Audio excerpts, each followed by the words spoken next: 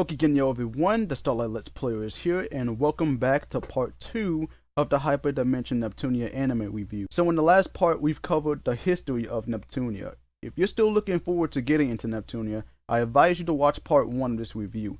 And if you're looking to start with the anime, you might want to watch it first before continuing here. Now that we've gotten all of that out of the way, let's get into the anime adaptation of Hyperdimension Neptunia.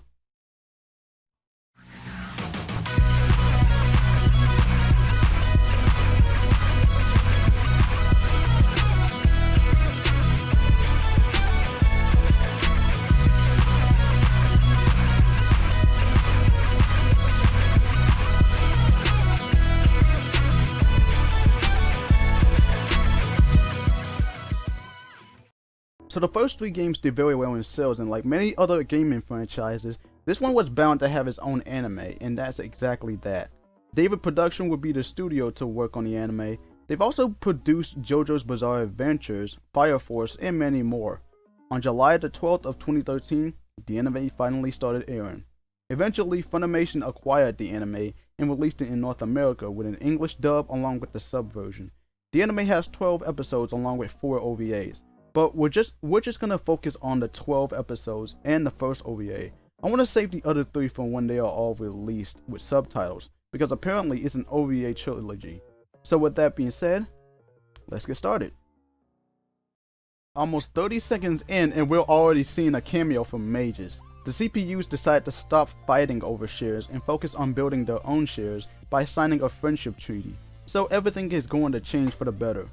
Well, almost be everything, because Neptune hasn't done any work for over a month. Also, you'll notice that she's wearing the same outfit from the Hyperdimension Neptunia victory. Being fed up with Neptune's laziness, Histoire pulled away the power plug to their console. As Iffy and Compa were on their way to see Neptune, they bump into Ray Wrights, who's passing out flyers to get rid of CPUs. Yeah, there's a lot of references to Mark II and Victory, as well as some references to certain video games and other stuff as we continue on with this review. Neptune and Neptune notice that their shares are continuing to decline due to them not doing anything for their people. So Neptune decides to ask Noir for some advice, but instead she begins taking a snooze in her basilicom. While they begin their back and forth bickering, Neptune approaches Uni and the two chat about how Noir is treating Uni as a sister and which of them will transform first. Ram gets pissed at Blonde for not taking them to see Neptune and company. If he gave Noir a suggestion that Neptune should go on a monster hunting quest. And that's exactly what they do, as the village in Planeptune is infested with doggoos. So they begin exterminating all the doggoos around the area. I should mention that the song that's playing in the background is the opening theme from the first Hyperdimension Neptunia game, Will You Say No Bifrost, performed by Now, the Japanese voice actress of 5PB. While in her HDD form, Blackheart decides to handle the rest of the mission, but was defeated by an ancient dragon and a gang leader cat. Noir suddenly diverts back into her human form, and Neptune shows up in time and transforms into Purple Heart, making quick work of the ancient dragon. I could have handled that thing on my own, you know. I didn't need any help from you. Perhaps not. However, comrades help each other out. After this, we see R4 and Warchu getting ready to exact their plans, and some of Neptune's embarrassing photos were being sent to the internet, which caused an increase to Planeptune's shares. Now, here we go! Ram and Ram were asleep and Blonde's working on fanfictions on her basilicom. Neptune and company were on their way to Louise's basilicom. And this is the only time we ever get to see Neptune in her traditional Parker dress, by the way. They arrive to Louise after hearing about an amusement park that opened up. Everyone agrees to go, but Blonde decides to stay behind. And I must say, this part reeks with so many Mario references. I mean, the pipes, the mushrooms, the coins. I wonder what else is referencing to Mario. This monster turtle wants my peaches! No! Somebody call a plumber! No! Stop it!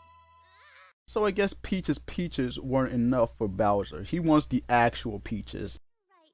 Maybe if we pick up 100, she can finally get a life. And of course they had to throw that in. I didn't even mention a few of the Tetris references. Nepgear and Uni started looking for Ram and Ram, only to find them captured by Underling and CFW Trick. They then tried to get them back, but were quickly defeated. This upsets Blonde as he's trying to find a way to save them, man. Abness makes her return from victory. And like its store, Abness is also voiced by Stephanie Sheh. She confronts Blonde in her live broadcast, thinking that she let her sisters get captured, but Neptune crashed her little broadcast, causing them to leave. Blonde suddenly collapsed, and while she's resting, Vert explains that she and Blonde were working on a plan to where each nation can have an equal amount of information, which led to Louis and Leanbox making a trade to where Louis provides the satellite info and Leanbox provides the software that can produce high quality images. They managed to find a location to where they've been taken Ram and Ram. Vert arrives to save the twins, and after having her breasts insulted by Trick, she turns into Greenheart and straight up sends him flying. Then after finding him, Blonde manages to save her sisters and then transforms into Whiteheart, kicking Trick's ass in the process. Later on, it turns out that Blonde's been pulling all-nighters, which was the reason why she fainted, and apparently she's been pulling all-nighters into making one of her fanfictions. Episode 3 kicks off with an English version of Kirihirake, Gracie's Star, which is the opening theme of Hyperdimension Neptunia Mark II. Apparently, Vert invited Neptune and company to a 5PB concert, but with not her showing up, only to find her playing Four Goddesses online. But if you watch closely, she's actually playing Hyperdimension Neptunia Victory, which I find hilariously awesome. But why does this woman have 6 screens? Noir insists that everyone should make preparations for a little party before leaving Leanbox. Meanwhile, Warachu is on his way back to see R4, but he bumps into Compa and begins to develop a crush on her. Nepgear picked up a red object that made her go numb, the same item that Warachu had with him. Vert welcomes everyone to her party despite her not doing shit about it, and to celebrate the occasion, Vert uses an Xbox 360 controller along with a camera that resembles the Kinect sensor to turn Neptune and Noir into doggoos. Warachu returns with the red object in hand, and now the plans are coming into play as Vert got a report that monsters are appearing in a waste disposal plant in the Zune district. So the 4 CPUs headed over to the waste disposal to stop them, leaving Nepgear and the others behind. Iffy then explains to everyone about the info she gathered. It turns out that Warachu is in every nation's blacklist and that he boarded onto a ship that's heading towards the Zune district. So Iffy decides to check things out there, but Nepgear insists on tagging along, seeing that she's worried about Neptune.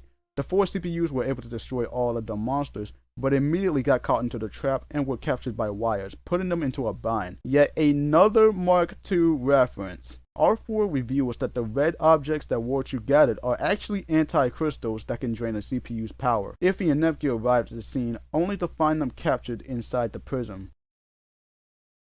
So this is a pretty decent beginning.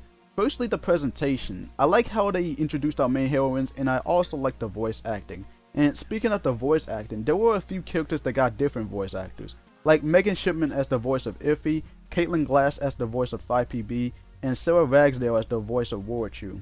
There are more characters that got different voice actors for the anime as we continue on with this review. Secondly, the animation is decent and the art style and graphics are okay. They're not that amazing, but it's also not that bad. My only issue with the art style is the proportions of some of these characters. They just do not look right on the top heavy characters.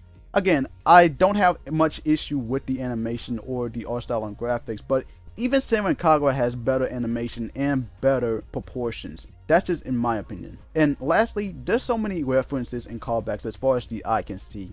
Hell, at the end of episode 3, the ending theme they played is Go Love and Peace by Ione, which is my second favorite Neptunia song, by the way. And it's actually the ending theme for Hyperdimension Neptunia Mark II. Expect to hear that in episode 4 as well. And on top of that, there's also another Hyperdimension Neptunia Victory callback, where they brought back the Nep Station, which was introduced in Hyperdimension Neptunia Victory. And in the broadcast, before Neptune and the other CPUs get captured, she got 5PB to advertise her own latest single, Dimension Tripper, which is the opening theme of the anime, which I find pretty good, but the ending theme of the show is Neptune Sagashite by Ophelia Saga. This is easily the best Neptunia song ever made. Seriously, it's so amazing to listen to, so yeah, if you ever get the chance, be sure to check this song out. Anyways, I hope you all enjoyed the video. We're off to a good start with the anime, but we're just getting started, so stay tuned for part 3 as the CPU candidates step in order to save their older sisters. But until then, this is the Starlight Let's Player signing out.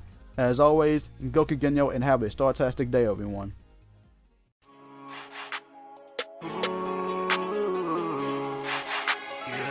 I knew I would fulfill my dream, yeah. They knew I started from the bottom, now I made it, yeah. The possibilities are endless, yeah, I say, yeah. I got the roots and I got everything I need, yeah. And now I'm chilling with a pretty gentle lady, yeah. She got a kinda gentle personality, yeah. She got them curvy hips and a booty for booty.